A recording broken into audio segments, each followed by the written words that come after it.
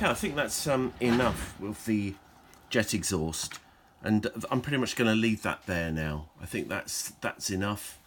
I'm really pleased actually with how that's all looking. I think it does look like natural metal, which always helps if that's what we're trying to create. And the exhaust staining I think is not OTT either. So I think that's looking pretty good and very nearly ready for the decals. We've got the upper surfaces now that are pretty much there.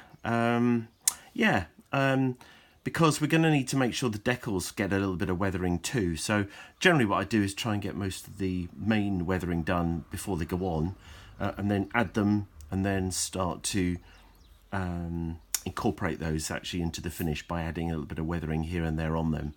So yeah, I think that's pretty much it, I think, for that, which is good. So yeah, we're definitely getting there now, and I hope you like it.